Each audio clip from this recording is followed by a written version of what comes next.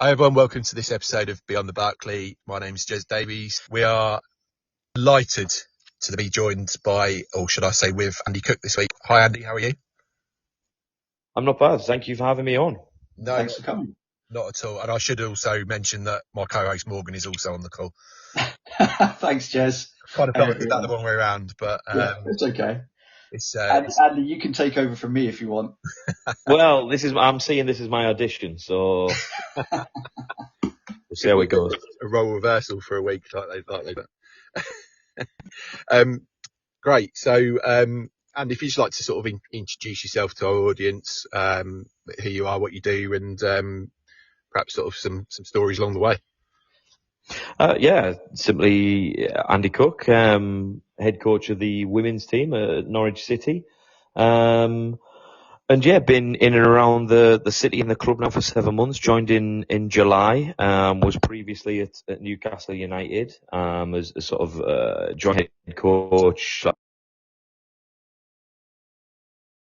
Mutual friend of both. I was worked with Lindsay Harkin at Forest, where I was there for 4 years, and then I could start reading off the CV at this point, but it's just a lot of football clubs and a lot of different coaching positions up and down the country from around about the year of about 2006, 2007. So yeah, long and varied from that. But they're the most recent ones, and managed to find my way to Norfolk in the summer. That's good. That's good. I mean, look, you were at Forest for what, 4 years? Did you say? Yeah. I mean, did you see? I guess in that time, I can't remember the owner of Forest now, but did you see quite a substantial change in the way the sort of club evolved? Because I mean, obviously with Norwich being taken over by Mark and Tenasio, you could draw parallels, right? Yeah, absolutely. I think when I joined Forest, it was if you think of Mark taking over the club this season, I joined Forest like the next summer. So it was like when they had the change of ownership, it was like if I joined in the summer coming. And so the process of the general manager was full time. I went in full time, and then we had a substantial increase in regards to player we basically player budget. So not that any of the players were full time, but you could go out and you could spend a substantial amount of money on expenses and reimbursing players for things like that. So that was probably the biggest uplift. And then obviously, of course, everything else that was the wraparound of. I know Nottingham Forest have the bright red bus that travels around the country, and you always see when Nottingham Forest play on the men's games, that bus was also used for ourselves. And then we had the approach of all the then the work that the whole football club does, so the marketing, the media, and everything else comes on board, which is exactly, again, the same parallels here as Norwich, with obviously full-time Jim and Flo, obviously myself coming in, and then you get the wraparound support, and then it's them building on top of it and trying to go. So it's the parallels to 2019 when I went into Forest are very similar. I just hope we don't go into a pandemic, because that was the following season when I was at Forest, so hopefully we won't do that again. Yeah, I mean, what were some of the sort of challenges around that time? I mean, I obviously don't want to delve too much into it, because it's probably a time that we all want to forget. But I mean, we all know what happened in the men's game in terms of games got cancelled. What happened in the women's game? So we were it went to points per game, and Sunderland got promoted from that. Right. So when points per game, the end of the season didn't happen, and then when we restarted again. It was very much nobody could do anything, because we weren't under the banner of a professional league. So we were like all the amateur leagues up and down the country, men's and women's, we just had to wait until sort of the government guidelines changed. So like everybody, it was scientists doing Zoom calls. We were all joining in on those and keeping busy. And funny enough, this was a belter of I'll give a little shout out to Marcus Ward, and when we do this, I'll send it to him, because he came up with this basically rock, paper, scissors tournament. Okay. So what we would do is we would WhatsApp him, and he would put all of us in the league table. There was I think 32 people across the club. And so he would be like, Andy's playing Lindsay Harkin. And then what you would do is I'd text him rock. She might text him paper, so then he'd text back saying it's 1-0 to Lindsay. So obviously, then he would do this like maybe 3 nights a week for about 3 months or however it was in lockdown, and we had a full league table going, and like everyone, like I think it was like a Tuesday, Thursday, Saturday, were buzzing for like what your fixtures were, who you were playing, and ultimately you just play rock paper scissors over WhatsApp. But I've never ever experienced anything like it. And then, to be honest, he kept us all entertained. He's got a bit of an amateur dramatics family, and he was doing little videos from his room of like pretend press conferences, and like he had all sorts going on. To be honest, we were saying he's got a career in television showbiz afterwards, but yeah, that was on our toes. So it was good, but yeah, very challenging in regards to the football side of things and what we wanted to try and achieve, because we had to wait to come back, and then it got broken up, and then we had to then restart again. And oddly enough, one of the, I can't remember if it was I think it was the second time we tried to restart, when it got to like 2021. I arranged a friendly and came down to play Norwich. And we played at the Nest. We brought Nottingham Forest across. We played at the Nest, and we won the game 2-0. And I don't know how many players played in that game, and I've tried to speak to a few, and a few kind of vaguely remember playing it. But it was it was just a funny, like, there's a lot when we were driving over, or when I was driving over for the interview, and obviously then coming here and everything else. It's just funny how things sort of come round, because I remember we travelled and we came into the Nest, and it wasn't as built up as it is now, but the facilities there, we were like, this is a brilliant little facility. And then obviously the airport's next to it, so we were saying like, it's quite like, as most people do, they go, it's quite nice over here. To try and get people here in the first place seems to be a struggle. And once you get here, everyone goes, oh, it's really nice. Yeah. So it was funny. We were talking about that, and obviously you fast forward 4 or 5 years, and here I am now. So it's it's funny the way that things work out like that. No, just out of interest, one of the reasons, I mean, we'll sort of walk into that, kind of segues nicely into the next question, the first question that Jez will answer. But when you came, took the role, was that one of the reasons why you thought about it? Was the local area, or, that kind of thing? No. It wasn't the local area. It was the parallels between, as I've just answered, the parallels between how it looked at Nottingham Forest when I took over and how it looked here at Norwich City, really. And I know Ben Napper he used to work at Arsenal, and in one of my previous clubs was at Arsenal. So when I worked at Arsenal, Ben was with the men's first team at Arsenal, and I can't remember exactly how it happened now, but we managed to connect, and then we basically, over my sort of year and a half, 2 years at Arsenal, Ben was like the guy that I would speak to a lot, and would, we would hang out, we would do little bits and bobs and all those kind of things. So when I seen the job, I rang him up and just said, what's happening with the job, where it is, how is it looking? And obviously he just recently came into the role as sporting director, and he, was telling me where the club's going, how it's looking, obviously with him being new, and with me knowing him and knowing what a good bloke he was, and the work he'd done at Arsenal. It was that sort of excitement. Then obviously I spoke to Flo, and then it was a case of, look, it's an application process, feel free to apply and see where it goes. So I went through all the hoops that you have to jump through, and here we are now. That's great. Jez, did you want to dive into the? Yeah, I mean, I think you may have covered it already, Andy. But what initially attracted you to the role at Norwich City Women? As Norwich City Women's manager.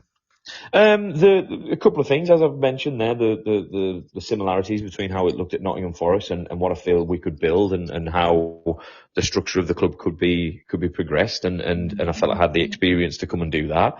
There was a few things at Newcastle United that didn't sit right with me in regards to sort of my role and how I saw things, and what was maybe sold to me in the move from Nottingham to Newcastle, and then how that played out in the season, although very successful and had a good crack at what the job was and how it was. But for me, it was the other part of I see myself as a head coach, as a number one, and that wasn't the way that it was at Newcastle. And so it was within my interests as for my own career, and what I wanted to do was to get back into the saddle of being a head coach and managing and working in that way. And I say this to a lot of players whenever I speak to them about trying to sign for a football club that I work at, is I always say, go and speak to people. And if like a player's coming in, I'll say, like, do you know anyone in the team? And if they say yes, I go, right, speak to them and just say, what's he like? Is he he a good bloke? Is he not? Is he a shouter? Is he a moaner? Is he positive? Is he negative? Whatever it is, and try and find out. And I'll say that to any player that comes in, because for me, I'll hang me hat on what people say, and I'll be honest enough. If they say, well, he does this, this, and this, I'll probably go, yeah, that's right. Whether it's whatever people are saying, good, bad, and indifferent. If they don't like it, then that's fine, because it's better to start like that than find out 3 months later it's not really for me to work for this bloke. And I think that's where, for me, it was very much what I wanted to try and get back to and wanted to look at. And that also was the process behind, obviously, speaking to Ben and knowing that was probably my thing of the club and wanting to get to that point as well for, myself as a head coach. I mean, what apart from the obvious, what differences would you say that there are in the men's game compared to the women's game? Sorry. I think. Why did you decide to go into the women's game? Yeah. Look, again, I'm really open and honest. I was getting paid more money to get paid to coach female players. I had bills to pay and I had things to go out like everybody does. And I applied for different jobs when I was, coming out of university in showing my age here, but in like 2005 and 6. And at the time was doing 3 or 4 different jobs. And my first job was a full-time under-17s head coach and reserves manager at Arsenal. So The opportunity there was obviously a fantastic one, working at Arsenal. That was in 2011. That was that. So for 4 years, I was doing lots of different bits. It was at uni. I was doing Girls Centre of Excellence and lots of different bits. And then I got the opportunity at Arsenal, where it was my first full-time job in coaching. I was in my mid-20s at the time and was like, I can't turn this opportunity down. I was getting paid good money and that was it. It's never really been, I want to coach male players, female players. And once you start coaching them, once you coach the football, you end up coaching the sport. Yeah. You don't coach the person in front of you, you coach the sport. And, I think that's something that I've always tried to say to players and make that point really whenever I speak to anyone of, I'm coaching the sport, I'm coaching football. It doesn't matter if it's men or women, I'll coach them in the same way. The difference is come when you're speaking to people and when you're in and around the environment and where it is. And that's just like it is in life of, if you sat with a group of blokes in a pub, you talk very differently to if you sat with a group of women in the pub and you're with your family or you're with your friends or whatever it is. And that's just life. But it's the same thing. And for me, it's very straightforward in that sense. There's not much difference. And ultimately the real honest truth is I was getting opportunities to get paid. And, if you're good at something, don't do it for free. Eventually you want to get some money for it. And I think I'm pretty good at what I do. And that was it. And Arsenal was the first port of call for me. And, and before that at Middlesbrough, the experiences I had there with a certain Beth Mead was fantastic. And that probably held me in high regards in regards to the opportunities I've had previously. And then fortunately enough, a little plug for her is in her autobiography. It was mentioned a couple of times in there because of the work we did with her as a kid as well. So, hopefully 2 or 3 people in Norfolk might buy the book and say, oh, Andy's in that book because he's plugged it on the Barclay. But I won't get any royalties for that, unfortunately. Beth's probably done enough on it. But yeah, it's all those opportunities that happen. And again, I'd say I'm just lucky in that sense. I was lucky that when I started coaching at Middlesbrough, Beth Mead happened to be in that team as a 14-year-old. And then when I went to Arsenal, again, I was lucky that Leah Williamson was 15 years old playing in the under-17s when I was there. And you get the opportunity to work with the future England captain and a future top goal scorer in the WSL and obviously scoring all the goals she has for England. And I've just been very lucky that they're the players that have been in front of me. And again, that's why it goes back to my point about if you go and speak to players, there's 2 players that have worked with me previously and they can give you an account of what they think I'm like. They might say I'm not very good, but it is what it is. That's their opinion, and I'll fight against it. I know they won't though. I think you've done pretty well so far, Andy. So but I think when you're out of university and you're looking for that first opportunity, you have to take you have to kind of take it. And you say you've been lucky. I think there's a certain element of perfect storm kind of truth in that, but also look, if you're not personable, if you're not good at your job, then you're not going to get it. You're not going to get those opportunities.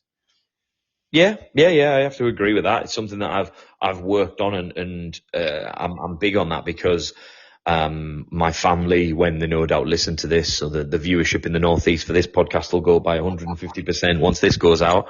When they hear it and they know of me as a kid growing up, I was very shy, just kept myself to myself, loved my football, but didn't really want to get into any major conflicts, sort of, just wanted to be middle of the pack. But I had this burning desire to be like, well, I want to go and coach because my best mate throughout school, he played at Middlesbrough and Sunderland as a kid, and I knew I was never as good as him. He's now the sporting director at Carlisle United, actually, and he was always like levels above. So I was like, I want to go and coach. I want to do that. And it's, again, when you're saying about being personable and all the rest of it, people think I'm this outward, confident guy. But actually, the truth is I'm still the same boy that was 13, 14, a bit of a shy, a bit recluse. I have to build myself up to sound confident, to be personable. And it's been learned. And I've taught myself over the years of some things work, some things don't work. You say one thing, it lands with somebody, it doesn't land with this. And it's just working. It's just learning. It's just working your way through life and not trying to make sure that you get too high in the highs, too low in the lows. Try and have a laugh along the way and enjoy yourself. And again, it's something that is probably from me and my family always say, like, there's no point doing something if you're not enjoying it, and I genuinely say this a lot when I'm coaching now. Like, I'll say to players, hey, stop enjoying yourself, because it's the tongue in cheek. I actually want them to enjoy themselves because, for me, if you're enjoying your work, if you're enjoying your life, if you're enjoying all this, you can't wait to get in. The bits that you don't want to do is when you wake up, you're like, oh God, I have to go and do this today, or I have to do that. And that's a choice, but it's a choice based on the people that you work with. And life is about people for me. If you get the right people and the right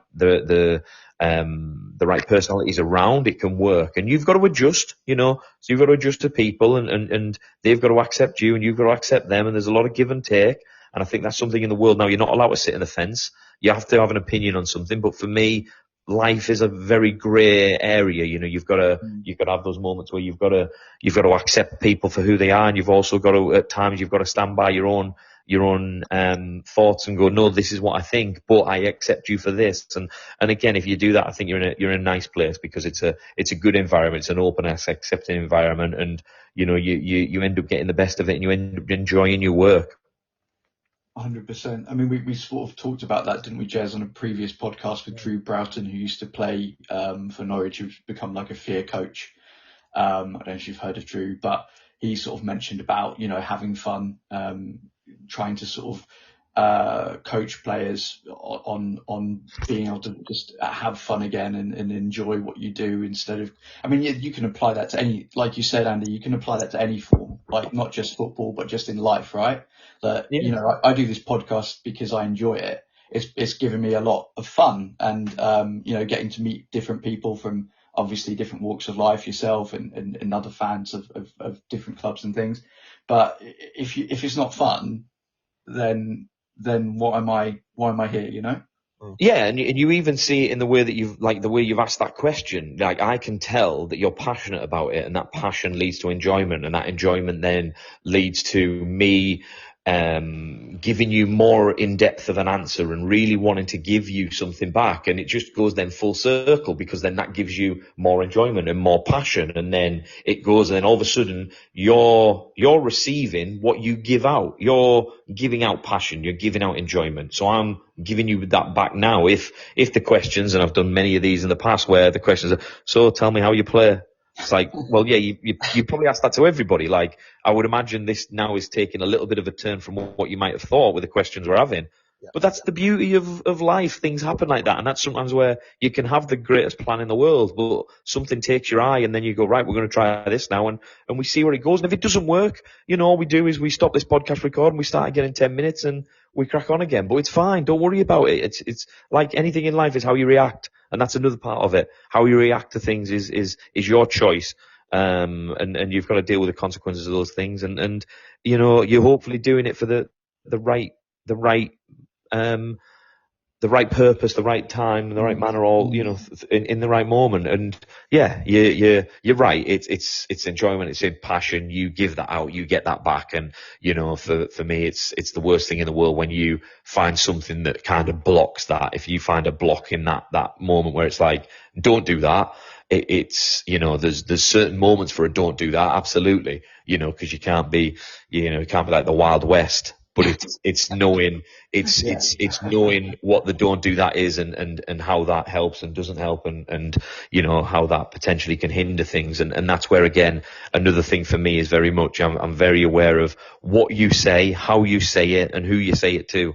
And I think if you're aware of those three things, once you've said something, you can apologize, right? That's fine, but you can't take it back. It's out there, it's in the world, it's in the universe. You're going to get something back, and you've got to make sure that you're comfortable with those moments. Yeah, I mean, one of the things that we sort of, me and Jez were very keen on in terms of, because I joined the podcast in January, so as co-host, so one of the things that we're keen on is just having these kind of chats with people, opening the door, into their, I guess, more of a sociological view on things, rather than go, hey Andy, tell us about your tactics, because there's a lot of content in the world out there that talks about that, but we'd rather know about Andy Cook, the person, rather than you tell us about your tactical noose, as it were. Yeah. I mean, and again, I could talk as long as I've talked about the tactical bits as well, if you want. But but yeah, it's great, and it's fun, and I'm enjoying the way that it goes and it works, and it is. It's you get to know a person a bit better by having these conversations. Yeah, I completely agree. I guess I should probably ask you one of the questions we've got written down. So, you've explained that you've had experience in various coaching roles before joining Norwich. How have those experiences shaped your approach at Norwich?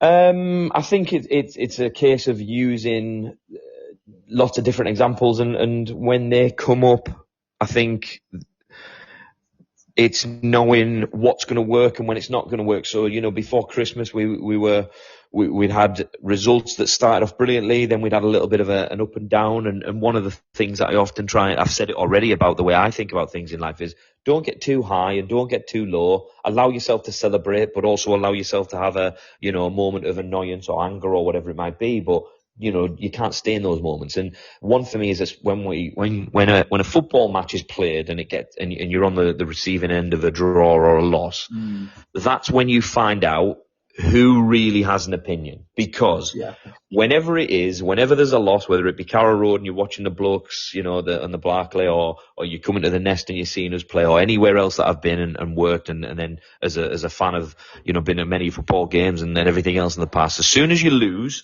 everybody has an opinion. Everybody has an answer. Everybody knows what went wrong. But when you win, nobody says anything. You never get the same opinions. You never get the same answers. It's like, yeah, well, of course, but this is what we would have done. Whereas I try and think of it differently. And I remember explaining this to the staff of, right, when we win, we have to do the same things as when we lose. And when we lost, all of a sudden, there was a couple of comments, there was a few moments, and it took a little bit of time, but that's because of my experience of that over a new Forest, and I've learned that over time is, you've got to treat wins and losses the same, and it reminds me of the poem, is it Kipling, where you've got to treat imposter and, I can't remember it now, I'm going to do my English literature teacher going over here, but I think, is it If, the poem If you guys remember that, where it's, you've got to treat imposter it's like, with the same common touch. I can't remember. It was in my Bassett England manager, wasn't it? So that's, yeah. If I'm honest, I'm saying English literature if I know what I'm talking about. It's Mike Bassett that I remember it in. But yeah, no, it's those little moments. You've got to treat them the same, and in the wins, you've got to look at the win and go, right, this is what we did well. This is what we did. We need to improve on. This is where we need to go, and that's what we've done. As a squad, we've done that recently with the games against Chatham and Bedford. We did well. What can we improve on? When did we look threatening? What did the opposition do well? And for me, that's the same as when we lose. Well, yeah, we might have lost 1-0, or we might have lost, but Cambridge, the game at Cambridge, we were all disappointed with that. We lost 2-0, but I think when we look back, we had like 17 shots on goal. They had 3. So from an objective point of view, it was a good game, but we lost 2-0. So everyone's in a crisis of, oh my God, we need to change this, we need this, we need to, and it's like, no, we have our processes, we know we need to go to, we need to make sure we're focused game by game and really, really go to them. So I think the experiences throughout, coaching and time and things that you go through in life allow you to then go, right, I've been through a situation that's similar to this. This is how we're going to apply it. It's subtly different because you've got different personalities in front of you, but the experiences help you, raise the team as you would raise your own children, of going, right, this is why as a parent, I don't want you to jump off the sofa for the 16th time and come and cry into me, or whatever it might be. Yeah, definitely. So I mean, jumping forward to question 3, what were some of the biggest challenges you faced when you first took charge at Norwich? I think the biggest challenge, like anything coming into a new club, is getting to understand the staff and the players and which one really is the most important one. And maybe the players won't like this answer, but the staff will. For me, it was always trying to get used to the staff first, because in a part-time system like this, I have more contact with the staff than I do the players, because you've got the full-time general manager, you've got sports scientists, physio are in and around the club, and then Jake and Ethan as coaches. Jake works for the foundation and then obviously coaches for the club and the academy, and Ethan comes in and works for the club, and I could plug his he works for Potters. Do you know the all-inclusive resort down in? Is it? I think it's on the coast. Yeah, it's in Hopton. It's near Hopton. He works for them in the marketing department there. So yeah, he can have this as some free marketing, and we can plug that, and hopefully his bosses will give him a few vouchers to give to me to maybe send somebody on a holiday there. But you never know. It's a great all-inclusive, only all-inclusive in the UK. I'll do your job for you, Ethan. Aren't you? But yeah, so it's one of those where, and then little things like that, I need to know what makes them tick, how I'm going to work with them, because they're the ones that I need to trust, and I need to know that I can trust them in regards to what we want to deliver, how I want to deliver things. I have a certain way that I like to work through a process called tactical methodology, tactical periodization, and that's changed over the years with the teams and the players that we have, and we're using a variation on that. I wouldn't say we're using the full periodization approach here, just because of the part-time way we work, but I like to work in that way, and I feel it's the best for the players in regards to the learning what we want. And then after that, it's then building the relationship with the players. And I think, to be really honest, it's. I remember Simon Sinek on a podcast, or I think it was a TED talk. He spoke about trust and that with why and all those kind of things that were fashionable 10 or 15 years ago. And one of his things was, you've got it takes anything between 7 seconds and 7 months to build trust, but it can take like 1 sentence to break it. And I think 100%. That's the thing for me with the players. That's where it takes time, and I think that's where you've probably seen the better results for us in the last 2 months, is because the trust has been built over the first 5 or 6 months with the players, because they've probably never experienced a full-time head coach like myself in the where I'm openly going, look, you tell me what you want to do and I'll help you. Players, it took them a little bit of time. Can I come in on a Wednesday morning and do a little one-to-one? Yeah, fine. Can I come in on a Thursday? Yeah. Fine, it's my job to coach you. It's not my job to say no. It's not, so, it takes time to build that up, and it takes time to get to know. And some people, the Cookie is the best example. Olivia Cook, two months in a row, she's got Player of the Month at the start of the season, wasn't really in and around things, and through no fault of her own. That was just when I came in, of looking at the squad and where we were at, and it was, right, this is what we're doing. She came in pre-season, had been here for the year or two before, and she's worked and she was open with me and said, look, I just want to get my confidence back, and I want to get back to where I think I can play and what I can do. And she took her opportunity when we had a depleted squad against London Seawood, was player of the match in that game, and then from there she's just been brilliant in 2025. But she's a great example of, over she wasn't getting a lot of game time, but we were probably meeting every I'm going to say once every 2-3 weeks, maybe once a month for at least, it was more than once a month actually, for the first 5 months of the season. And I think she built that trust, although that she wasn't playing. It was the trust of, well, Andy's telling me to work on my consistency in performances. And then I was going back and going, hey, you were good tonight. However, I'm going to go with this team and this player in a position. And she would go, okay, I'm a bit disappointed, but it is what it is.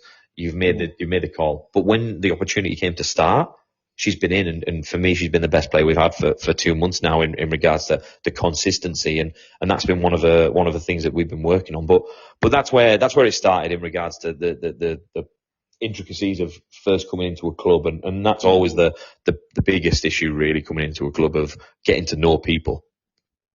Yeah. I mean, I'm sort of, I mean, again, I'm only liking this to just, you know, to anyone listening, sort of thinking about this in sort of job wise as well. Like whenever you go into a company or, you know, business, you've got to, what I call, understand the lay of the land, as it were. Understand where you fit in that sort of lay of the land, and work out your support network. And then you can move on to, you know, figuring out your sort of colleagues, as it were. So I think that, you know, from my perspective, that's a really valid point, Andy, that, you know, you're sort of landing somewhere that's alien to you, but you want to understand what your support network is, so you can get a handle on how things work, as it were. Yeah, absolutely. And I think then that goes back to some of the stuff we've said earlier on of, you know, you've got to accept people for who they are, and you've also then got to accept me for who I am. You know, I'd never been to Norfolk. I'm from the Northeast. I'm born and bred I consider myself if you could be a patriotic Northerner, I believe I am a patriotic Northerner. You know, I'm, you know, although I've worked in Oxford, I've worked in London, I've worked in the Midlands. You know, I do consider myself completely a Northerner from the Northeast. Love the area. There's a lot of good stuff up there, and it gets a lot of bad press. And we're the first to put ourselves down in that sense. But when you come into a new area, it's accepting everyone. The staff have got to accept who I was. I've got to accept who they were. The players the same.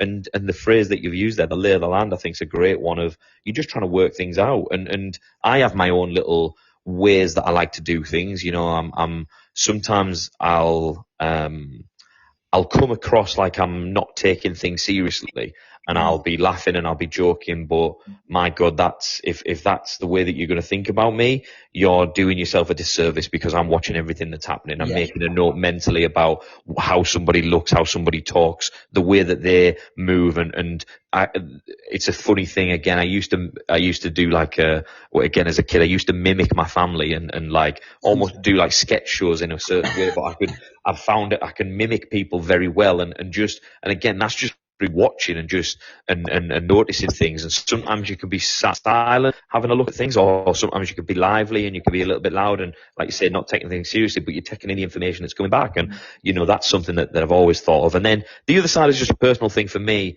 Once I came down to Norfolk and got to know the lay of the land literally, and I found out, I mentioned this in the club stuff we put out last month, I've been to Cromer like 5 or 6 times. I love it. It reminds me of home. It reminds me of the North East Coast, and there's a little place called Saltburn where I live, where it's got a pier, little arcades at the bottom of the pier. Get some lovely fish and chips, and my dad always talks about Cromer crabs and things like that, and then, you know, all those little bits. And obviously my mum, when she was a kid again, giving her age away here, in the 70s, she would come to Great Yarmouth and she would go to the caravan place over there. I think is it called Vauxhall? And I went over to Great Yarmouth and rang her up and was like, "You'll never guess, it's still here." And she was like, "You're kidding me. I was there as a kid in the 70s and 60s and stuff." Years, Andy. Yeah. Well, now come on. We're from Norfolk. We got to promote these things. We can't be.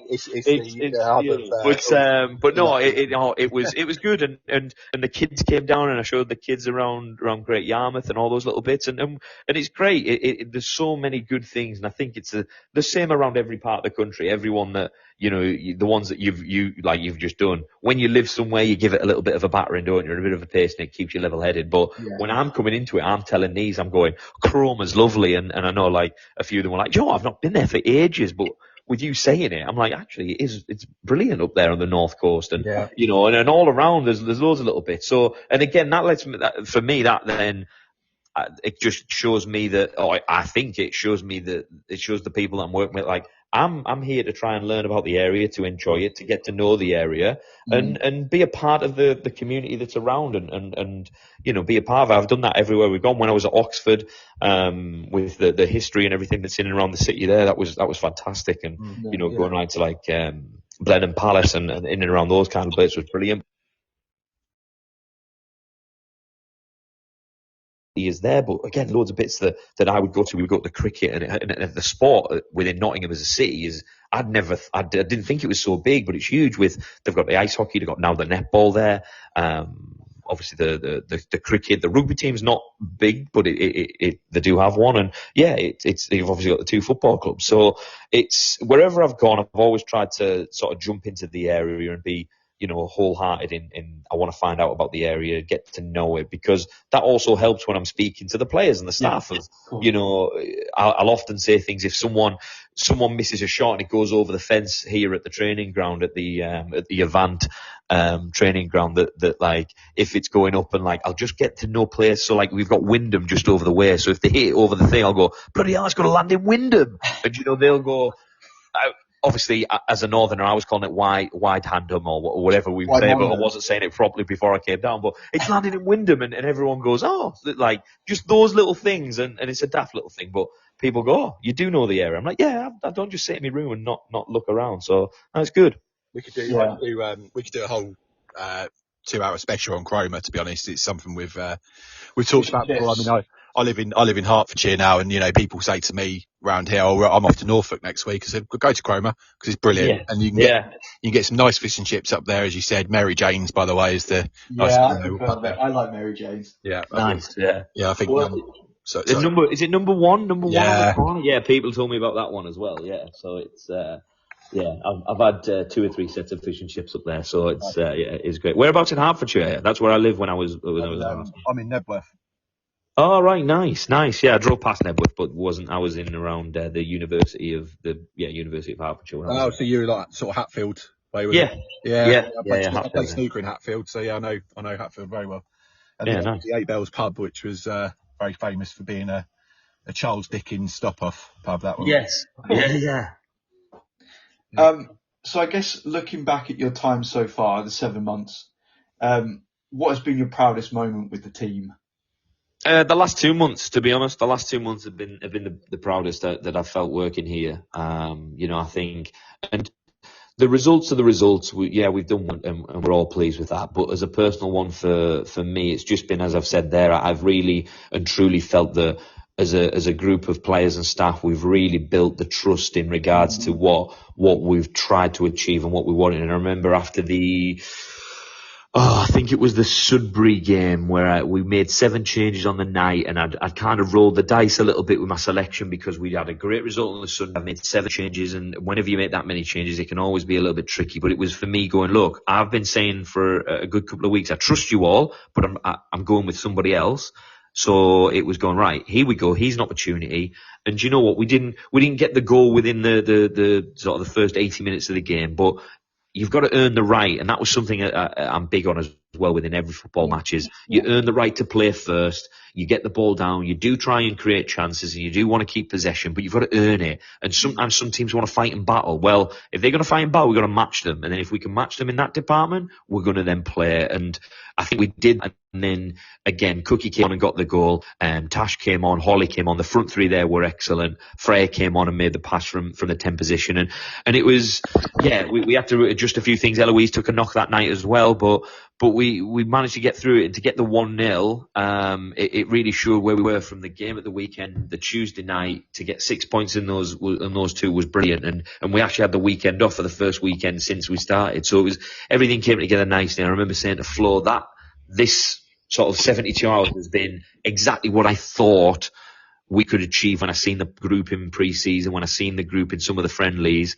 I thought this is what we're going to have here. And it's just took that little bit longer than I would have liked, but that's down to several different things, selection, injury, whatever it might be, and those little bits. But that's probably the proudest that I've felt working with the group here.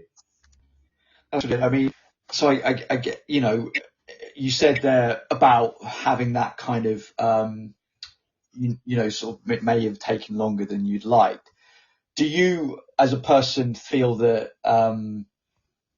there's an element there that sort of, you've got to suck down that kind of impatience. Because I mean, I'm going through it at the moment on a personal level with trying to find a new client, and it, sometimes that level of that, I get impatient and I get frustrated, and that sort of ekes out. How do you cope with that? Is that an element of, I hate to use this word, but resilience, because it's a bit of a buzzword? How do we describe your kind of that sort of approach? Yeah, I agree with you. I think resilience is a buzzword, but funny enough, one of the word I was thinking about was resilience, in regards to, you just have to have that. And it's a buzzword, but it's like anything in life.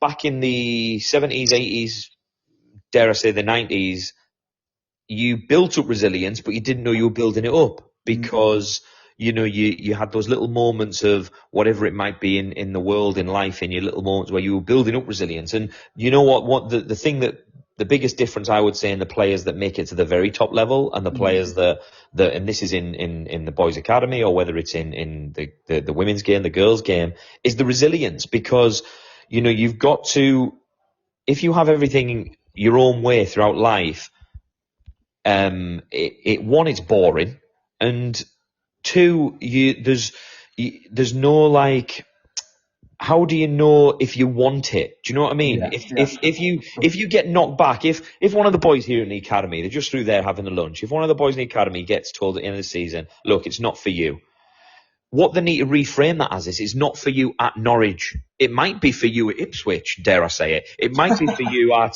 Luton Town. It might be for you at Cambridge United. Yeah. But you've got to have the resilience to get up off your backside and go, do you know what?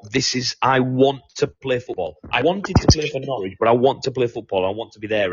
And I think it's, the other part of that, as you was talking at the beginning, was I was thinking about, there's a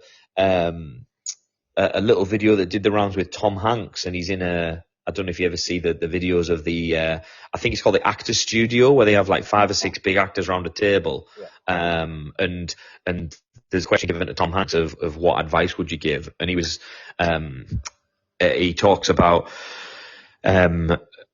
basically time, and says, like, time is your ally. So if things aren't going too well, just wait, just give it time. Something will happen. But if things are going well, just give it time. Wait, because it's not always going to stay well. So, you've got to make sure that, again, you're not too high, you're not too low. You're building up resilience, and resilience comes in different forms. And it's about how you find your best way to work out what the answer is. Because, like you say, I've used the example of a boy getting turned down from a professional scholarship here, or a pro contract, or if a player at the end of the season, and I've done this several times, where I've told the player, look, unfortunately it's not for you, with us right now. But what I've always said to them, and there's a great book on this actually, on just football. There's a book called Every Boy's Dream, and I can't remember the author's name, but he speaks about the process that academy boys go through of when you get to that point. There was a couple of good academy managers in the past where they've gone, do you know what? It's just, as I've just said, it's not for you here. Go and try somewhere else and prove me wrong and prove yourself right. And that's how you build it up, that resilience. But it's time, it's patience. Yeah. I put a bit of a tongue-in-cheek picture out on Instagram the other day, which is a lot of my Instagram posts. And again, people probably think I'm taking the mick with it, but half of it's serious, half of it's not, because it's social media, so it's fake. But like, I put it out, and there's a picture of me with looking at my watch, and I put like, time and patience are the greatest warriors. And people that know me know there's a little bit of a joke in there, but there's a little bit of seriousness as well. They are. You need time and you need patience. Sometimes you need to just wait, and sometimes some things come to you. Sometimes you need to go and grab it, but you can also try and grab it and you fail. But that's not a problem, because it wasn't your time. Just give it time. And it'll eventually come. It's how bad you want it, how much do you want to earn it, and how much you want to get it. Yeah, I think there's at times, no pun intended, but it can be quite galling, I guess, in a way, because how long do you wait? How long do you give it patience until you then go, well, maybe my flow takes me in a different direction.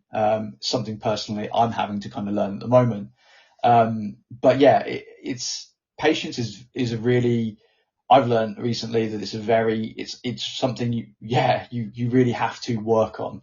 Yeah, you do. And I think, and again, having two boys, I'm finding that out now of you've got to teach it. And how do you teach it? Well, when we're saying, right, what should we do this afternoon? They go, on like a Saturday afternoon, why don't we go to Smith's Toy Superstore and go and buy this? I'm like, well, we can't afford it right now. But what is it you want? I want to get whatever it is. Right. When's your birthday? That could be an opportunity to get it. It's in July. Okay. What about pocket money? Oh, well, I'm doing that. And then when you get older, you think back to those moments of like, well, Dad, I just wanted the latest pair of boots or whatever it is or whatever. And you're like, but they're the bits that help you. And as a kid, you don't realise that. But as you get older and then you have your own children, you realise, bloody hell, all this is helping. This was the message was meant for me 20 years from the moment I seen it. And, and that's the beauty of life. And you just said it there, you have these moments where how long do you give it? Well, that's down to you as a person. There's only you can answer that question. You've got to be honest and ask yourself, how long do you give it? And, I've done the same. I've never played the game professionally. I played at a Sunday League level back home and I managed to, see through my mate, how good you need to be a professional footballer. But we would always have good conversations about football. I always felt I could coach the game and I felt I could talk a good game. And as you're finding out, I can talk. So, if I could put that down with a little bit of quality, I feel I could do something in it. And that's where, one of my biggest achievements I feel in life in regards to patience is time is I started at 16 and I went, right, Mum, I'm going to become a football coach. 16, she was a director at a plumbing company back home and she was like, oh, be a plumber or an electrician. I can get you in, it's sound. I was like, no, I'm going to be a football coach. 16, started my level 1, and by 26, I'd passed my A license. Yeah. And it wasn't until I passed my A license, I was like, that's only took me 10 years. But when I was 16, 26 seemed a million miles away. Yeah. Whereas now I'm sat down, I've sat with like Sienna and Eloise, and both of their combined ages less than my current age. And that makes me feel that's the first time I've ever felt really old. But like I've said to them too, I'm saying, look, you're 16, 17, 18. Within 10 minutes, you'll be 26. Yeah. But right now you'll feel that's a million miles away and you look at me and think I'm an old man. But let me tell you, it comes quick and you have to have that. I didn't know that it was going to take me 10 years. It was just, I was stubborn. I'm going to go and do this. I'm 16, my level 1. By 18, I'd passed my level 2. By 21, I'd passed my B license. And then at 23, I was on my A, at 22, 23, I was on my A license. I was still at university. I was doing all those bits. So I came out of university almost a fully qualified coach up there. Whereas a lot of kids now, I say kids, early 20s, adults for me, they're coming out of university, they haven't got a level 1 in coaching and they go, what do I need to do? Well, you needed to probably start when you were 16, but that's not a problem. You can just start now. And it's just, again, you've got to give it time. And again, that I didn't realize I was learning a lesson when I was doing that. I was just stubborn as a mule, enjoying, right, I want to do this. And, I was told, right, give it a year, start coaching when I passed my level 2. And I didn't. I went and applied my license the next day and just really went for it. And then when I passed my B license, the coach educated, give it time, Andy, go and coach for a year, get your experiences. I went, yeah, sound. The next day I applied for my A license. And I was just stubborn. And this is the way that I've sort of always been. If I really want something, I'll go for it and try and go for it. And by the way, I failed my A license 3 times, to before I passed it. But like your driver's license, nobody goes, how many times you fail it? No. They just go, oh, you can drive your car. And again, these are those little lessons as a kid. When you fail something, you think it's the end of the world. What you don't realise is nobody asks for your GCSEs. Nobody has to see your A levels. They want to know if you're a good person. They want to know if you get on. They want to know if you're a good grafter. And if you're those things, all of a sudden they'll go, oh, you've got an A star in biology. Yeah. Why don't you that's how it works? That's how life works. But they're the things that don't get taught, and they're how you build resilience up, and they're the little moments you need. And it just, for me, it's inside everybody, and I do feel there's a moment of, you've just got to ask yourself the questions. And again, goes back to what we're saying. Give it a little bit of time. Don't worry about things. It's, it'll happen. You're allowed to have a little bit of an emotional time. I'll cry at the best of films, and there's moments where you just think, bloody hell, but you've just got to give it a bit of time and allow yourself that freedom to be like, it's okay. I can draw a lot of comparisons with you, Andy, to a good close friend of mine, Rosie Webb, who has just passed her A license. Yeah. She has done some work with Norwich City as well. So I don't know if you're aware of her work, but she now manages is classed as the highest female coach in the men's game. So, I mean, I can, draw a lot of comparisons between, your experiences and your drive, I suppose, to her drive. And, it's fantastic to see. I mean, moving sort of on to the next few questions, and I'm going to answer these ones together, if that's okay, because they're kind of linked. How would you assess the team's progress this season, and what key areas are you focusing on to improve performance on the pitch? Ask them again, sorry. We were too busy talking about Chroma, weren't we? How would you assess the team's progress this season, and what key areas are you focusing on to improve performance on the pitch? I think there's the last part of that question probably answers the first part, right, and also leads to the actual the longer term view. I think. We had a fantastic CPD yesterday with Johannes and the men's first team down here at the training ground, and you've got every staff member from Ollie Lee and Alan Nielsen right the way down to Scotty Smith and the guys in the youth development and the foundation phase and everybody in between it. You had everybody. You had the teaching staff here and Flo and everybody within the club. We were all out. We were watching, and it was from 2:00 right the way through till sort of 5:30, 6 o'clock last night. And you've got a lot of good experience in the room and people that you'll know of, like a Craney and Nielsen, obviously Ollie Lee in his playing experience, and obviously Joe Schoberg and Dean and names that are obviously common to you. And every single one of them commented on how they've never been at a football club where the first team staff have took the coaches, explained all the situations, been open and honest in regards to what the coach behaviour is, what we're trying to achieve as a football team within the first team, how that can be filtered down. So Johannes, Glenn, and his assistants and the first team staff took the under-18s for a session and went through everything that they would do normally with the first team, and then showed us as staff. We had a Q&A, we went through everything, we sat and we had a bit of pizza afterwards. And what an unbelievable thing to be a part of. And I've been at several football clubs. I have never been able to get close to a men's first team. Never mind being sat across from the men's first team manager talking about paddle while having pizza, while talking about football coaching, as we were last night. Yeah. And it's just, for me, that's the longer term view of the whole football club and the structure. The football club, Ben, Mark as the new owner, Johannes, myself, and all the academy staff want to get to a point where, Norwich City is playing a good possession-based brand of football. We are pressing and fighting for the ball out of possession, and we're aggressive in our movements and what we want. But each team has its own little starting points. The men's first team started in the summer with Johannes. He's filtering it down to everybody now. The academy obviously only brought in Ollie Lee recently in regards to a head coach with the 21s. Craney's obviously been here for a long time and is doing a great work with now Adam with the 18s and working them there.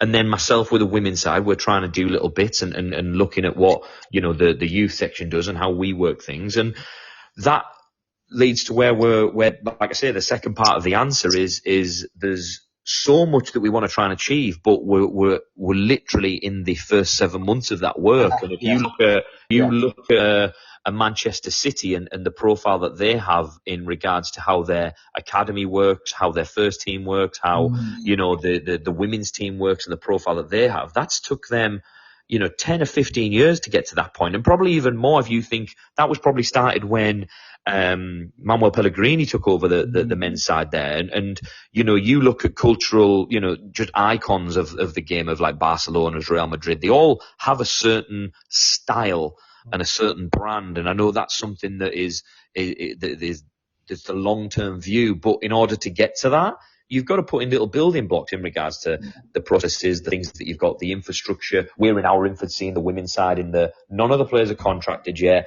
They come in on an evening. We have to stay till 10, half 10 at night, to get the sessions done, to fit it in around life, because that's where we are right now. So, it's making those small changes and making those progressions of how can we get, and one of the biggest progressions this year has been my availability as a full-time coach, and obviously been a little bit late for you guys. We had Sarah Quantrell, Ellie Bishop, Hope Strauss and Lauren Hales in this morning as a little group session this morning to work on a few bits. And, that's not been possible before because there's not been a coach to be able to coach them. So that's a small progress in where we are. Hopefully that can then be progressed next season and we can build on it. And it's those little bits. So I think that's where we are as in the women's side of where we're trying to move things and push the needle. And then the men's side are on a very different trajectory and the academy are on a different one as well, but we're all going in the same process. And, the ownership of Mark coming in is probably allowing Ben and Johannes to go in a certain way. That's filtering down to ourselves. Flo has the idea for the women, and Joe have an idea for the academy, but it's all based off the same. Everyone wants the same thing. Everyone wants to play good, attractive football that wins the match, don't they? That's what everybody wants. How you get there is very different, but there's the common trends and there's the common structures and processes in place, which is where the club's trying to get to, and it's going to take time. And yes. You've got to sometimes put up with a certain performance level, and I mean that in the best way possible. And that's me being a blunt northerner saying it. Of when I'm saying put up with, I'm not trying to be derogatory in any sense of that. I'm saying it takes time because there's a lot of people that are in and around, not just here but football clubs. They're used to a certain way of working. Well, that's changing, and you've got to try and adapt and you've got to try and mould. And unfortunately, like we've just said, you build up the resilience because sometimes it works, sometimes it doesn't. When it doesn't, we brush ourselves down and we go again and we make sure we keep going and we keep stepping forward and we keep striving. And that's what I think. From my understanding of some of the bits, I've been fortunate enough to be in and around the first team quite a lot this year because, the guys are so open. They allow me to watch the sessions. They allow me to ask questions and being around for my own inspiration and stuff. And it's been a fantastic personal working environment because, Ben, Johannes and all the staff have been fantastic. And not only them, the academy have been brilliant. Joe and Dean have been the same. They've allowed me to be involved in anything, Ollie since he's come in has just been, come and watch anything, ask any questions. Nielsen and Craney everyone could not be more welcoming and accepting of what we're trying to do and what we want to do. And I think that's the benefit that I see as an external coming into Norwich City. Everybody wants Norwich City to do well, and they want the boys to do well. They want the first team. They want the women's to do well. And when there's success, you get the little pat on the back. You get the Britishness of don't get too high, son. You're not that good. Yeah. But you get the pat on the backs as well. And that's the same. So it's the same across the club. So that's, hopefully that answers everything with that, and it goes across the whole club. No, it does. I think as well. Sorry, Morgan, just before you answer. I mean, Tom Hart was someone that I worked with when I was at Stevenage, and he was an exceptional coach, and he won't mind me saying that. But of course not. You just said he was exceptional. He unfortunately recently left Norwich, took on another career path. But someone I used to speak to, not regularly, but regularly enough to know the culture of that football club. And I think you've described it perfectly. That they're very open, and it was brilliant to hear that. You were able to sort of get access, I suppose, to the first team, and that's only going to be a benefit to the women, isn't it? And yourself, really. Yeah, absolutely. And I was here when Harty was here, and he was, again, very good bloke. The conversation I had with him around, coaching and what we were trying to do and what the club was doing was fantastic. And, he was like I said, a very good bloke. I didn't get the opportunity to see him coach, so I can't comment and know whether he's exceptional or not. But from what I understand, he, very, very good coach and a good bloke. Yeah, absolutely. Morgan, sorry. I was going to say, Andy, there that I'm so glad that you mentioned about the small building blocks towards a kind of bigger future, as it were, because I'm sure you don't live in a bubble, but the last 7-8 months as a Norwich fan, I mean, obviously me and Jez do this podcast and we speak to fans regularly, but again, going back to our point a second ago about patience, I think we as a fan base need to potentially take that kind of patience. And I'm so glad that you said what you did just then, because this will go out to listeners and, you're within the club. So I think it is just about hammering that message home that hey, we're all pulling in the same direction. It's just going to take time, right? Yeah. Yeah, yeah. Funny enough, that could be the title of this episode, couldn't it? Time and patience. But yeah, Yeah. the amount of times people think we're selling watches. It is, and again, and I understand it from football fans. Look, I was a Middlesbrough fan when you lot beat Middlesbrough in the playoff final. I was sat in the Borough end watching you lot beat us, and talking about patience and time. Yeah, we had to give it another year, but we trusted and we managed to go up the next season when you were in the Premier League and beat us in the playoffs. And now I've been working with, like, I think Deck was on the bench, wasn't he? Deck Rudd was on the bench that day, and I spoke to him. I said, you must have had a good night, but I was on the A1 before the game had finished going back home. So it's, it's like anything. It's not going to come overnight. It very rarely in football and in sport happens overnight. And an overnight success often is coming off the back of 10 or 15 years of work. I remember Mourinho's quote of, I'm an overnight success after 15 years of hard work. And it is that. That's unfortunately where we are right now. And you look at the Championship's a hard league, a really hard league to work and progress in, because of you've got to find consistency in an inconsistent league with the amount of games that get played, the amount of, you've got to balance. Some teams have a lot of international, some teams don't. Then you've got the money from the parachute payments from those Premier League clubs that come down. Then you've got the clubs like dare I say, a Wrexham coming into the Championship next year. They could all of a sudden then start to build on. There's a lot of intricacies that go into it, and every one of them footballers, regardless of what people's opinions are of them, and I understand it because I've sat on the side, I've sat in stands and been around it.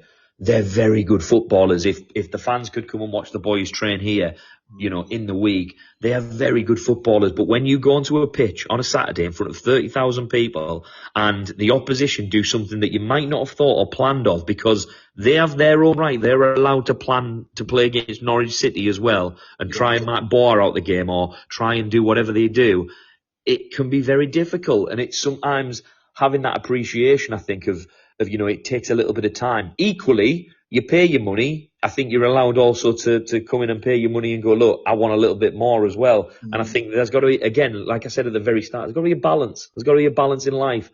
It can't cross a line, obviously, but it's one of them. It'll take time, but what I've seen and what I've seen at other football clubs, and like I say, there's a lot of football clubs on my CV of Newcastle, Sunderland, Arsenal, Oxford, Nottingham Forest, Norwich.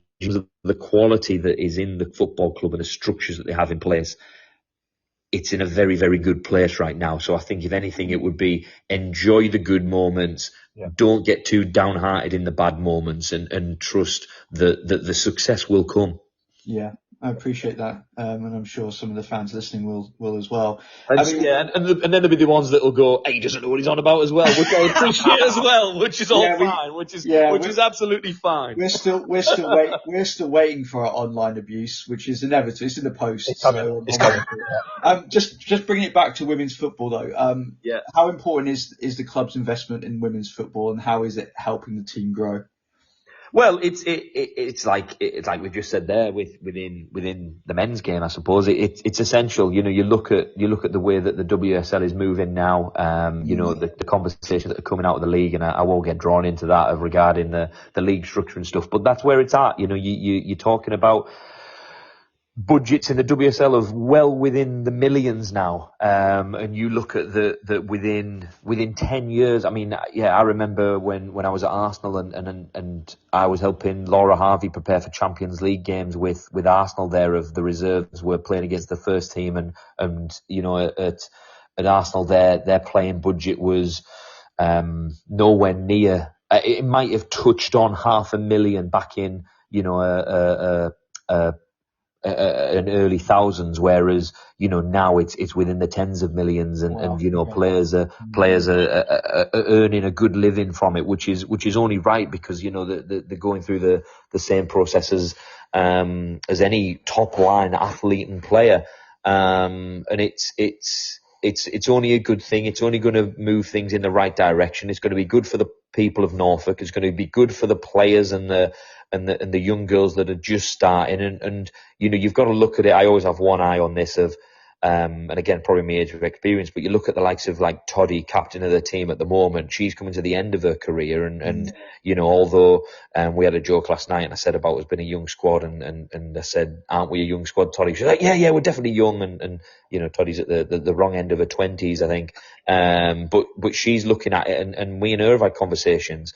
The girls that are like a Sienna Booty and Eloise Moran, they're coming into things. And the ones that are younger than those, you know, the 13s, 14-year-olds, they're at a time where within 5 or 10 years, you know, they could be in a point where you're not just the WSL and a lot of the championship clubs are professional.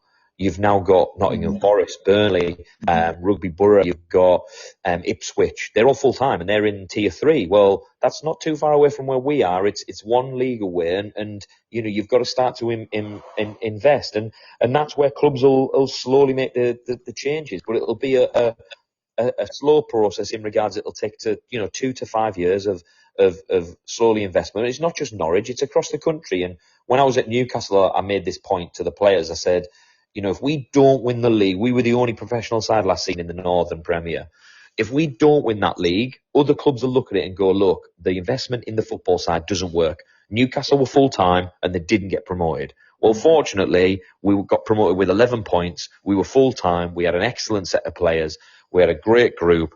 They won the league with, like I say, 11 points to spare. We could celebrate and we could have a good night and we could have a good day when we beat Huddersfield 10-0 to win the league. But we still have 3 games left and we could go and play those games as champions. You get the guard of honour. You get all those nice little bits that come with that. But the pressure was on for the players. And I remember saying that in like the September, October of, we have to win because we're setting or Newcastle United are setting the standard of they've invested in the women's side. So if they invest and don't get the rewards in success, it shows that it's not just about money and it's not just about, you know, whatever you do. Whereas what it did show for me is that when you do invest, because Newcastle didn't just go gun-ho and sign everybody. We had Grace Donnelly in goal, who was a local girl. She stopped being a teacher to go full-time last year with Newcastle. You've got Liv Watt, who, again, same thing, local girl, went full-time. You've got Hannah Greenwood, who came in from Durham, didn't have a contract at Durham, was playing tier 3 football and tier 4 football and went tier 3 full-time. Katie Barker, Geordie girl, born and bred, cut her in half, bleeds black and white. They give 8 or 9 contracts to Geordies and allowed them to go and win the league for Newcastle United. And there's still several of them there now in the championship. And they're doing okay.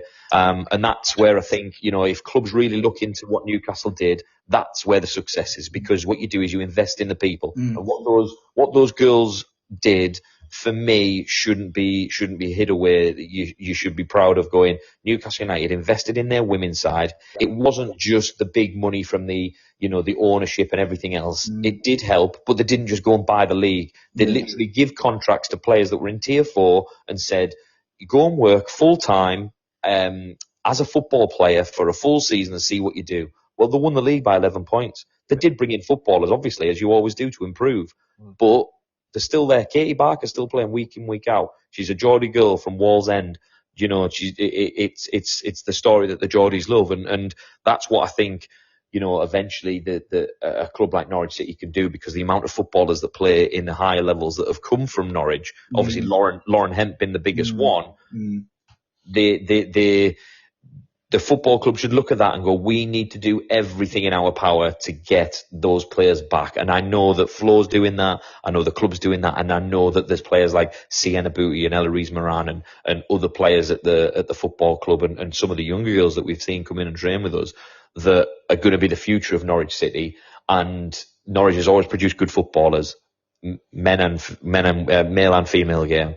And it's about now investing in the club so that they don't leave like the previous our general manager did it. You know, she went to Bristol to go and play, and I think that's the one. You know, she's well aware. She's an example of a player that left Norfolk to go and play.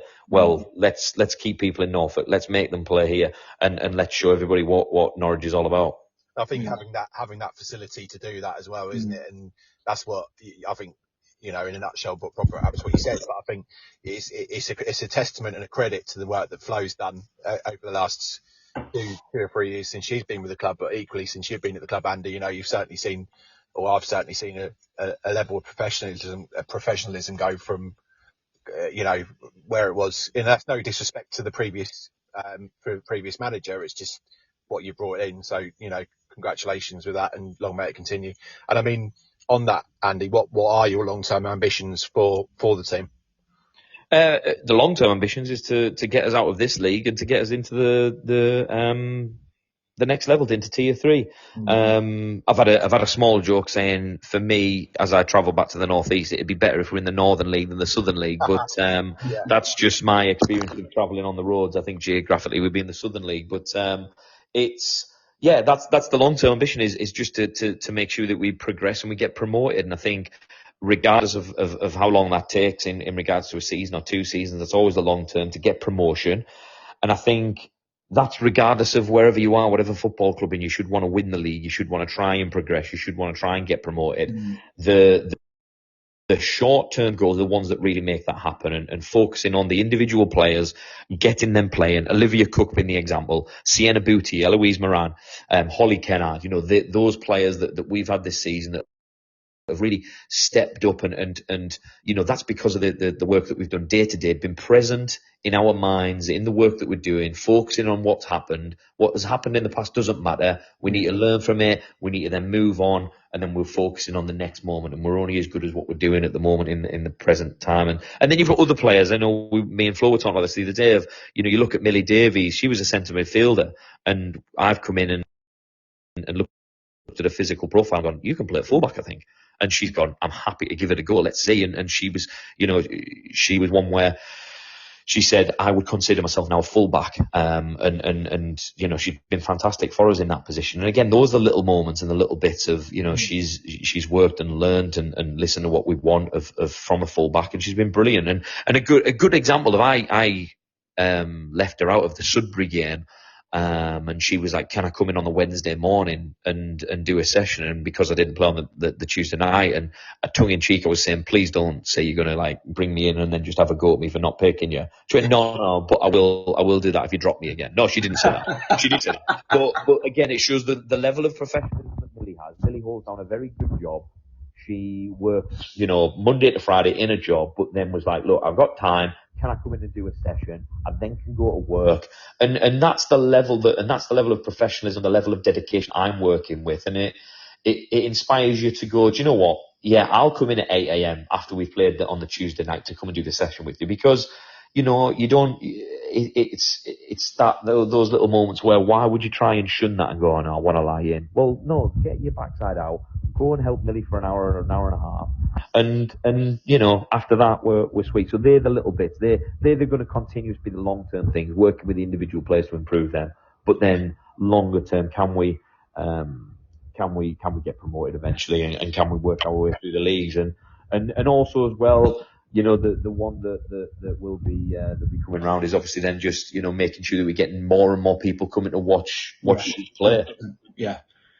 I mean, it's the incremental gains, I suppose. If you're a fan of cycling, it's Dave Brailsford when Team Sky won the Tour de France for the first time in God knows how many years with Bradley Wiggins. But it's those little things that add up to a greater. I mean, it's all, like you said, it's easy to say, well, we want to win the league, but it's then, well, what steps do we take to get to that point? Because it doesn't happen by magic, does it?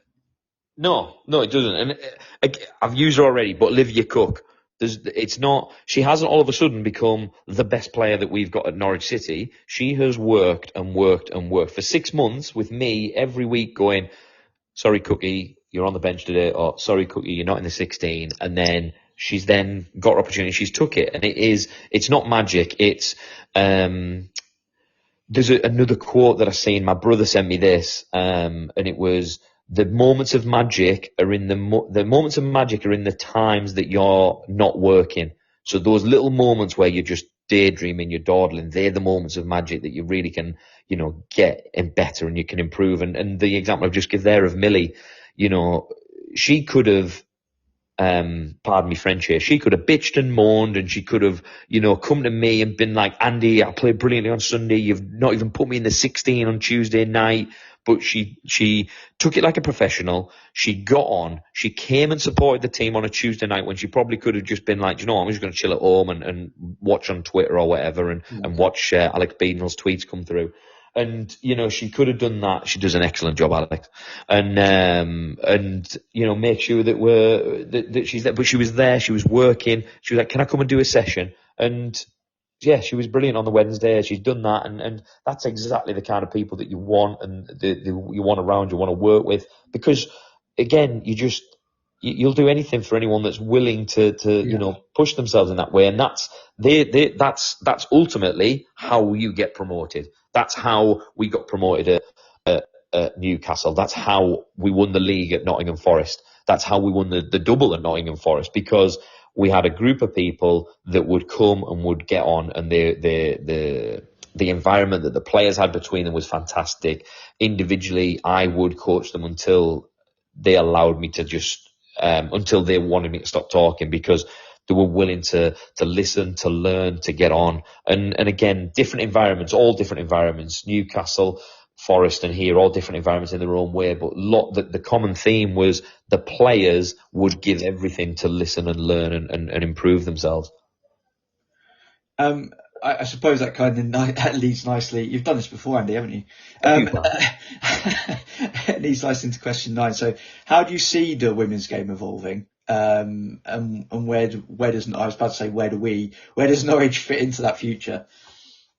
I think the league structure is going to be the next biggest thing over the next probably 12 months, 24 months. You know, what happens if the WSL, I don't think the WSL and how those kind of things progress. I feel culturally in England, we're all about promotion and relegation. And I don't think that's the future of the game. I think the future of the game is the women's game becomes a lot more professionalised in a sense of, you've got a lot of football clubs that have very good women's sides that aren't quite in the WSL or the Championship, but they would make a very, very good sort of third national tier. And if I was in charge of things and someone, you know, give me the opportunity to have an opinion in that would be the thing I'd be saying. I think, you know, if we could make a third tier, or even if you make the two top tiers bigger and then the third tier more of a national, and then you have the regional leagues underneath it,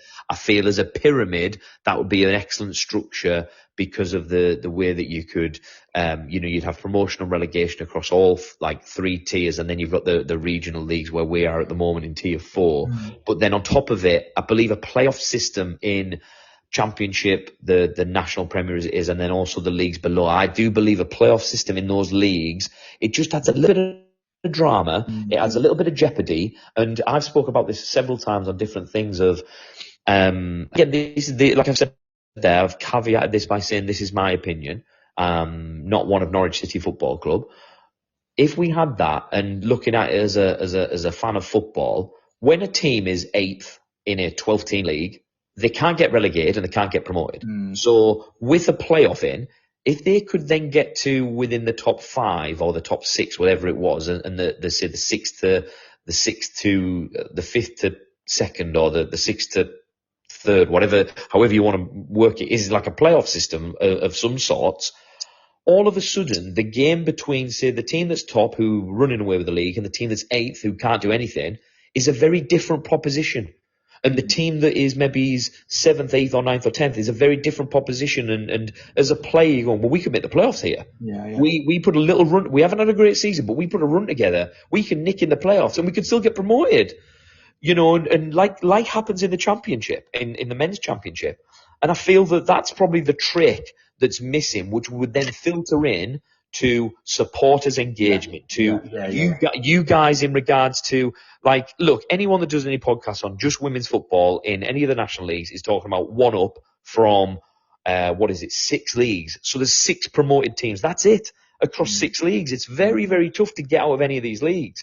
But if you had the jeopardy, if you had the drama of a little bit of a playoff, all of a sudden, you know, people can talk and speculate, and Sudbury in the southeast, they've got an opportunity to get into the playoffs if they have a good game against Real Bedford.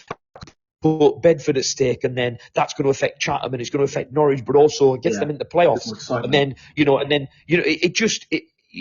I can picture it, I can see it, I can imagine it and feel what it would be like. And not only that, I think it drives attendances, not only to Norwich at Carrow Road or at the Nest, but it drives attendances to Sudbury, and it drives attendances to Chatham, and it drives attendances to Dulwich Hamlet, who, by the way, if you haven't had a chance, go and watch Dulwich Hamlet play down at their ground, because when we played them at the start of the season, the atmosphere was brilliant.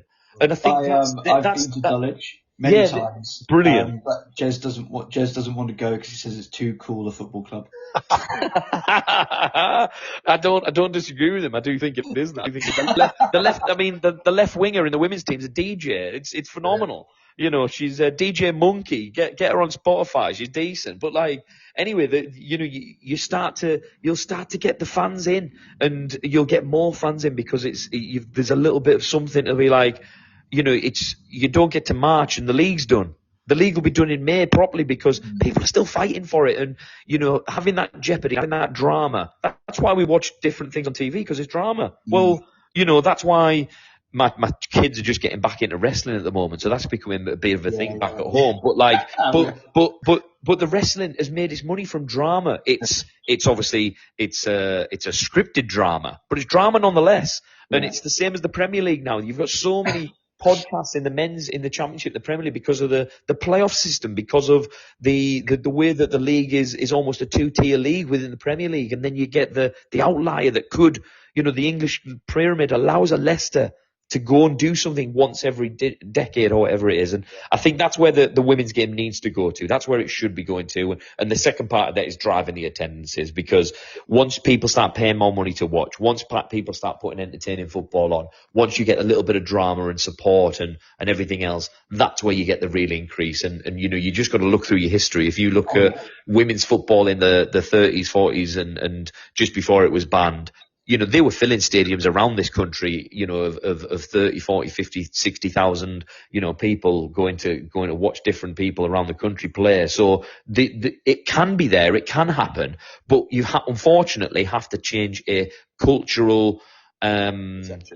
perception of it based off the fact that women couldn't play football for 50 years or 60 years, whatever it was, because it was banned. And again, once you understand the history of it, going into the depth of it, you get to go, okay, well, no wonder it's where it is now, because they've only actually been playing for 15, 20 years tops, really. Yes, there was a lot of them playing in the 90s and late 80s when it was there, but not to where we are right now. And so it's only in its infancy because it was held back for so long, and people have to stand up and go, this is what we're about. This is where we need to go to. And, for me, I think, move away from the comparisons of men's and women's football. Talk about it as its own sport, like you would do when you watch Serena Williams play tennis. When you watch Shelley Ann Fraser-Price sprint for Jamaica. When you watch whoever it is, you talk about them in their own right as an athlete, as a professional. And I think that's what women should stand up for. I think that's what anyone that's involved should be vouching for, because that's where the beauty is. The beauty's in the intricacies, and the beauty's in those little moments of drama. And it doesn't matter whether it's a man or a woman playing.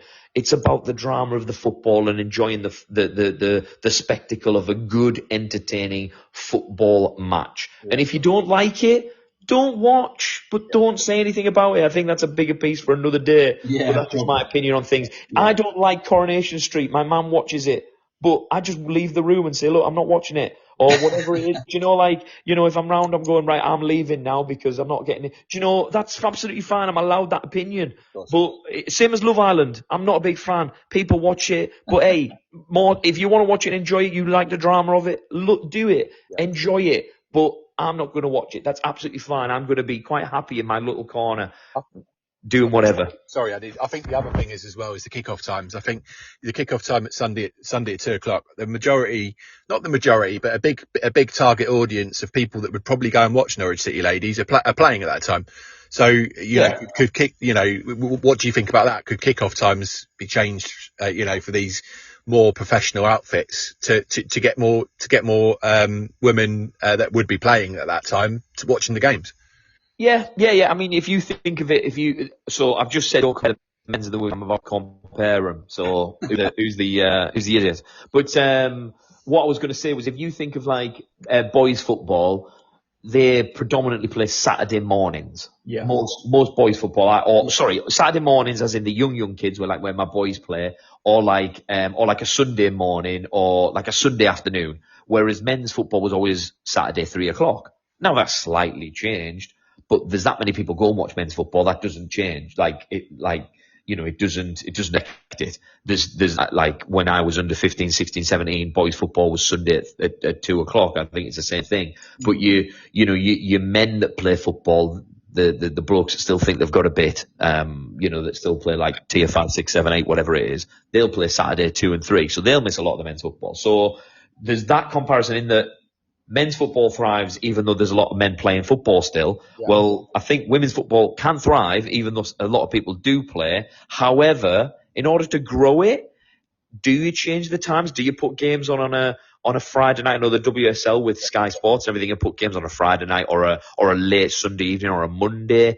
I think it's a tricky one. That's one where I'd like a little bit more information myself before I would give a full opinion on it, because I think there's got to be an answer. I don't have that answer, but I think there's definitely something in it, because ultimately it's not in a position where we can sell out 30,000 at Carrow Road, where the men can, regardless of how many other blokes are off playing football on a Saturday afternoon round in the local leagues here, or if EJ Jessup playing in goal, or I'm sitting on the bench as we give him grief. Okay, so yeah, I mean, finally, what message do you have for the fans about the future of Norwich City Women? Come and watch us play. Come and watch us play. Come and watch the girls play. Come and watch. Come and watch. What is, I think the makeup of the team is 95% from Norwich. You're watching people and players from Norwich, born and bred in the area, represent the club, and give it a go, and come down and just see what it's about. See if it's for you. See if it's more. My thoughts on it, the very good family days, affordable to come down and watch. Every women's game is a great friendly atmosphere, perfect for the families, for the young kids, to come in, and a couple of hours. A good story on that, I suppose, is a great one. When my oldest boy, he's now 7, when he was born, and I was he was born 2017, but when I was at Nottingham Forest, so he was like 2, 3 at the time, and obviously I'm coming home, I'm watching games, I'm analysing the stuff. We'd had a little bit of football on, but he was a kid. He was 1, 2. He didn't really realise, and then he started watching me doing some work and stuff.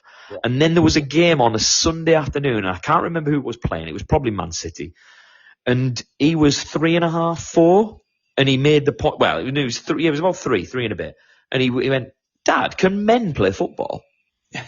And because of my job, he just didn't. He'd been brought up in this house where we didn't have a lot of football on.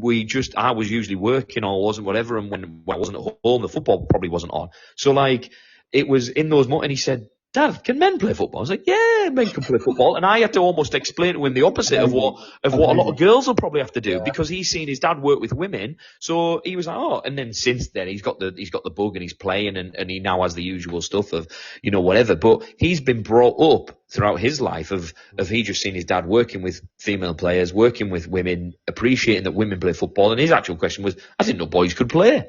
Because that was just what he'd seen. So again, that's how perception can alter things. And that's why I'm saying, come down and watch, bring your daughters, bring your little kids, bring your boys, bring whatever, and come as a family. It's an affordable day. It's usually good football. And if you're lucky, like we scored the last minute goal against Sudbury, you'll see me sprinting down the pitch, and I might try and celebrate with you. Can I just for listeners, Andy, whereabouts can they come and watch the women's team? They can come to the Nest, which I believe everyone would know where the Nest is. It's just opposite the airport. That's another side of it as well. If you're a plane spotter, if you come and watch to play us, you can watch us play football, right. and then as the 737, the Thompson 737 from Faro comes in from Portugal, you'll see me mid first half turn round and go, That's unbelievable how that plane stays in the air and it lands at Norwich Airport. So you can come and watch football, you can come and watch planes, you can come and watch helicopters. Brilliant. You'll see some goals, you'll have a little bit of a laugh, you'll have a good time in there, and yeah, we'll get on and watch it. And then if you really want to come and watch us at Carrow Road when we're playing, down at I think it's in April time. Yeah. That we're down at Carrow Road, and let's try and fill that. I think the record was 8,000 or 8,000 when we were there. So if we could get double figures down at Carrow Road on a hot summer's evening early summer, late spring's evening in April, that'd be fantastic as well. That's certainly something we'll push, Andy, for sure. And Yeah. I think we've come to that time of the podcast, Andy, which is well, I think I'm just going to hand over to Morgan. I hope you're sitting down, Andy. Yeah, I am. Good. So we've come to the time of the podcast where it's my random question of the week. So if you're ready for it, I have to do a little musical interlude. Random question of the week. So if you and your team could play, it's become a thing. That was giving me. That was like Bob Mortimer and Vic Reeves vibes. That very much. I love get the pictures down. So if you and your team could play in any stadium in the world, anywhere in the world, in front of a packed out crowd, which one would it be and why? Well, the obvious answer is Carrow Road. Oh, come on, Carrow. We've got to plug. Get 30,000 in Carrow Road. Riverside. Get the Snake Pit rocking. Get in the Barclay. Give it big uns, and then we'll put on a performance. Yeah, that's the nice political answer. If you want the official answer from me, yes. I think my personal preference would be the Burnabout. I think that as a stadium is a unique stadium, and the changes they've made in it is just iconic. You know, you look at and I think I was asked this question. There's a couple of girls that do a TikTok that now come to the nest and they get us onto the TikTok afterwards. Which again, I'm not quite on TikTok yet, but they actually asked that question, and it was a good question of like. Yeah, I think I said the Burnabout there, but I think like if you think of like the Maracana in Brazil or I can't think of his name now, but where Boca Juniors play in Argentina, like there's a couple of stadiums where they're just iconic that you love to see it as an atmosphere, to be involved in it, to kind of. You know what it must be like when it was full and rocking. The Camp Nou, if you think of like the night Man United played Bayern Munich in there, it must be unbelievable. But yeah, the one that really comes to mind is La Bombonera. I think that's the Boca Juniors Stadium. Yes. Yeah, I was going to try and do it in the best Argentinian Spanish I could do. La Bombonera. But yeah, I think those kind of iconic stadiums. But yeah, the Burnabout probably is the most iconic one for me in Europe probably. Excellent. Other than Carrow Road, of course. Other than Carrow Road, in April, late spring, early summer, it'll be hot, it'll be nice. You'll be able to come, couple of babies on the way in, get yourself in there, enjoy the football, bring the family, nice evening, fill it.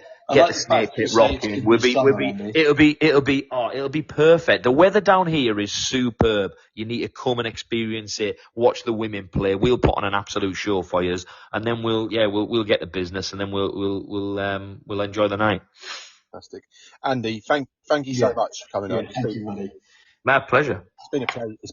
The pleasure's been ours, and it's great to get an insight into the women's game. And I hope the listeners have enjoyed it. And as Andy has said, if you want to find out more, please do go. We'll post all the links to the games, etc. But please do go down to Nest and watch the team. They're an absolute joy to watch, and best of luck for the rest of the season, really. Yeah, thank you very much, and yeah, hopefully we'll continue to try and train well. We'll continue to try and do what we're doing day to day, and yeah, hopefully we'll keep getting those results towards the end of the season, and yeah, we'll keep doing our best for the football club, and know that the players are giving everything for Norwich City week in, week out. So yeah, really appreciate your time to coming on and doing this, and allowing me to speak, and hopefully we've not put too many people to sleep, and we'll get a few people down there. A lot of fun. It'll be all good. Yeah. Okay. Thanks to all the listeners.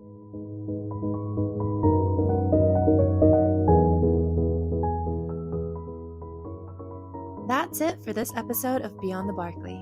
Thanks so much for listening. Your support means the world to us. Don't forget to follow or subscribe on your favorite podcast platform and leave a review if you enjoyed the show. You can also catch all our episodes on Apple Podcasts, Spotify, and YouTube. And if you've got any questions, stories, or topics you'd like us to cover, get in touch. We'd love to hear from you. Until next time, on the ball, City.